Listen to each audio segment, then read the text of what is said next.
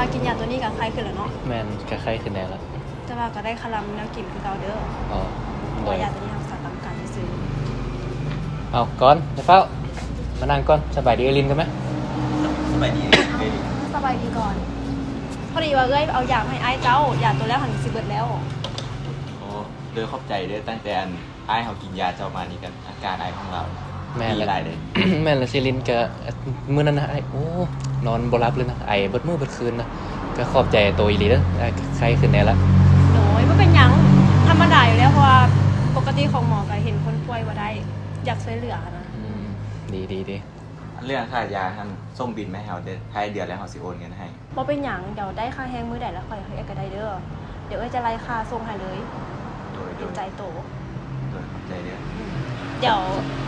ยวเขาจะไปส่งยาให้ป้าจันดีต่อเด้อเหมือนเราทำโดยเจ้าขอบใจได้หมอนี่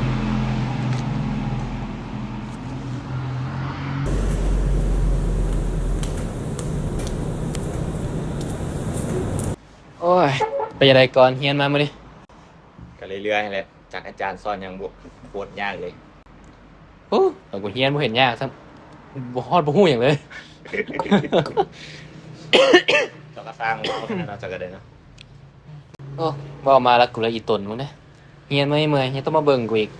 ถ้าปล่อยให้กูตายไปมึงก็สิง่ายขึ้นเลยได้ชีวิตมึงน่ะเอาว้าวจังซั่นค่อยเต็มใจท่านค่อยบ่ดูแลเจ้าสิให้ค่อยไปดูแลไผบัดนี้โดยสิปล่อยให้เจ้าตายแบบบ่เฮ็ดหยังเลยสิวะค่อยเหลือแต่เจ้าตายผู้เดียวนี่เด้มันก็บ่แม่นหยังซั้นจะเกรงใจมึงแน่หั่นแหละโอ้ยเศร้าบ่ต้องกินหลายพอดีเฮาซื้อข้าวเปียกปลาแล่มาเดี๋ยวกินข้าวแล้วก็กินยาเดี๋ยวเฮาไปใส่ถ้วยให้แม่นล่ะโอเคขอบใจของโปรดจะเลยเด้นี่ขอบใจ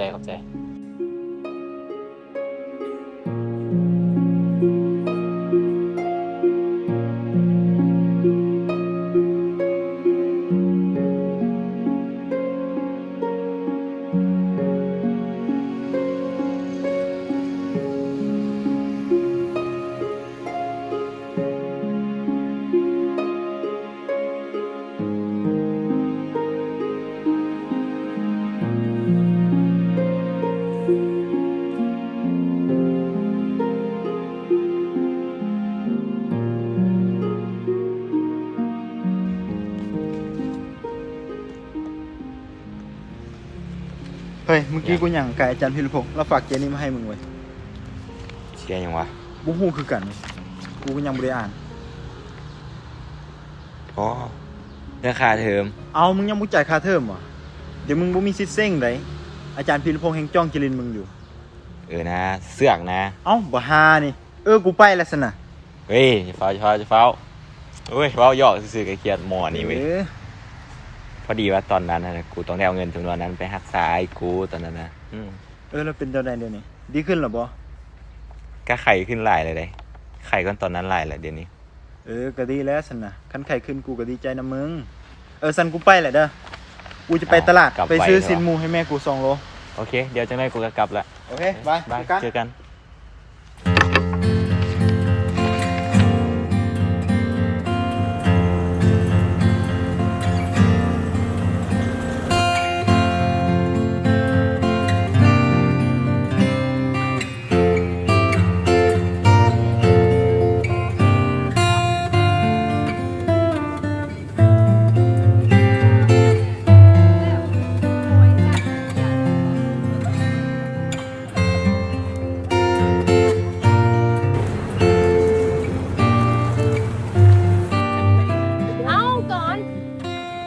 บอลิ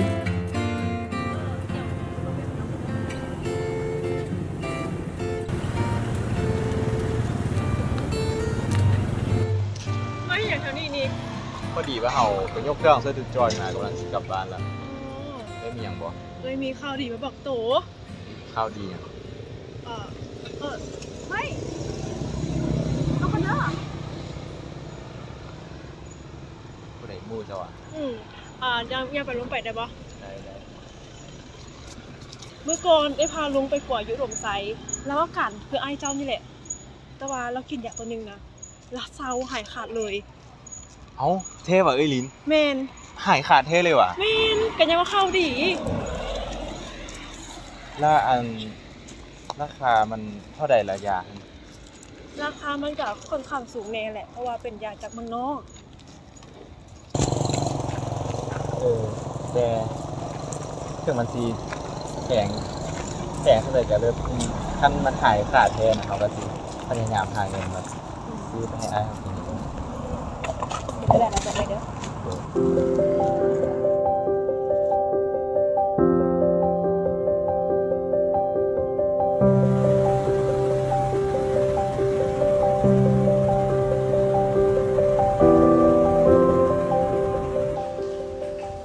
เป็นหนาวนี่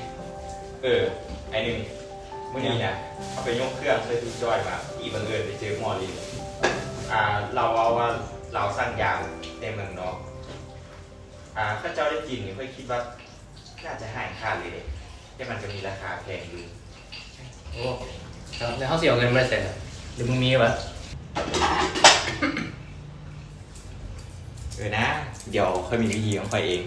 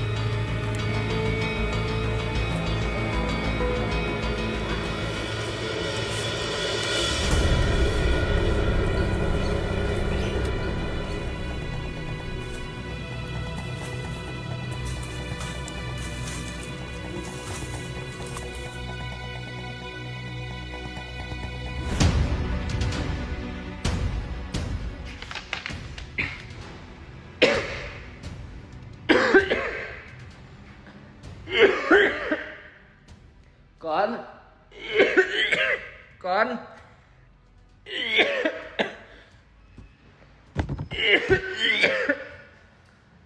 เอาไอ้นึกเจ้าเป็นยัง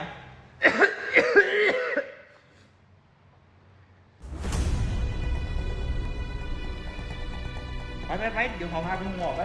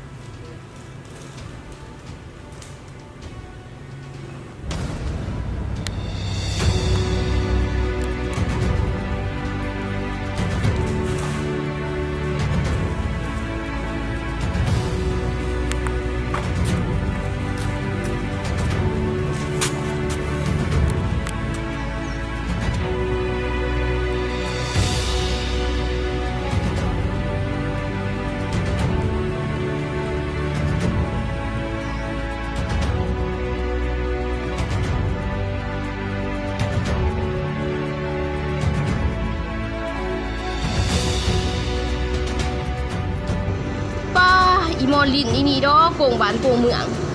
สะพ่อว่ากูสั่งยาดีลิซีดวง5 เดือนแล้วปานนี้มันยังบ่ส่งให้กูอีกอีกจิบหายไหววอดมึงเอ้ยอีนี่พ่อให้ตำรวจจับมึงได้ไว้เด้อ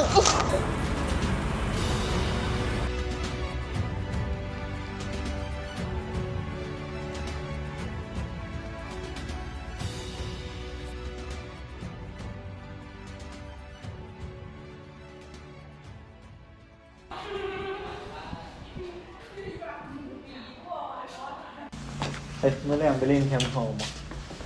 บ่มีเงินนะส่วนนี้ซับ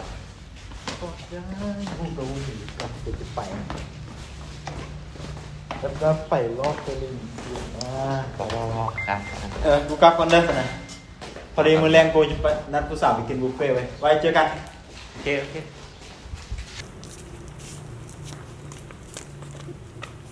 นะบ่ต้องโทษนะตอนนี้กูยุ่งอยู่บักอันนั้น มันเหลือเหียดแหละสำนีแล้วกูจะไปทำเงินนำมันเองเจ๊ข้าเจ้าแน่มาสาตายเถอะโอ้ยขอโทษเจ๊ไปพวกนี้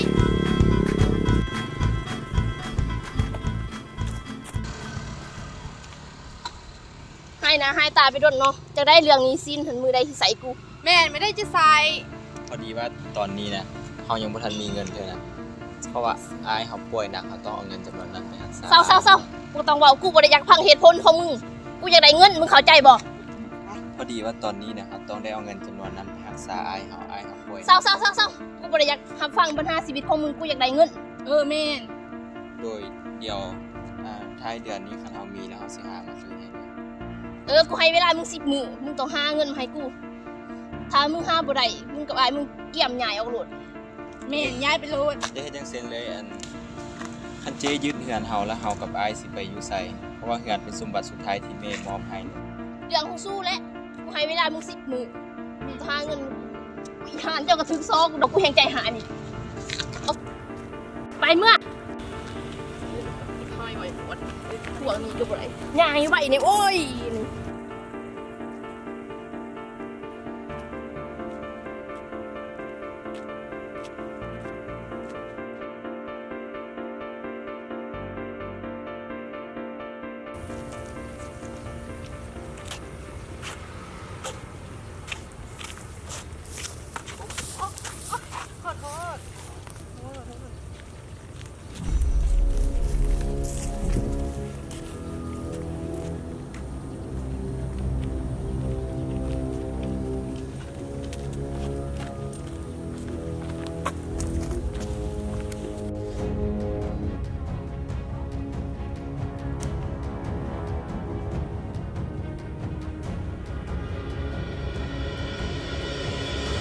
เฮ้ยมึงเส้นอย่างก่อน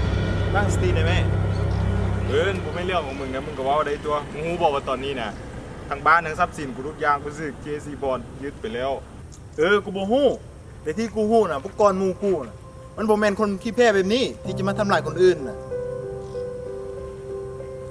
โอ้เลยทุกปัญหามันต้องมีทางออกเสียเว้ยมันยังมีวิธีอื่นที่จะหาเงินตอนนี้กูเลื่อยอย่างแล้วตอนนี้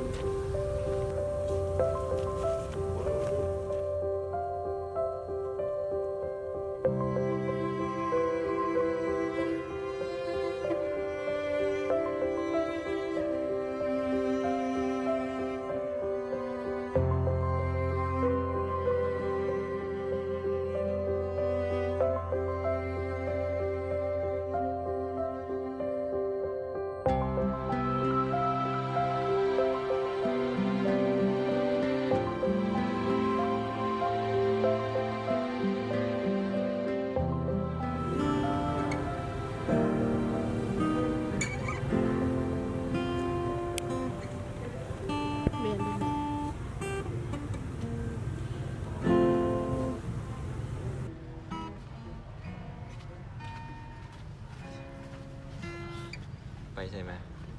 ไปย่างรถเท่านี้แหละ เฮ้ยกว่าสิสวนไปเปิดหมวกไปวะ มีหมวกเหรอไปเป็นหมวก บอยัง นี่เอาหมวกกูนี่ ขอบใจ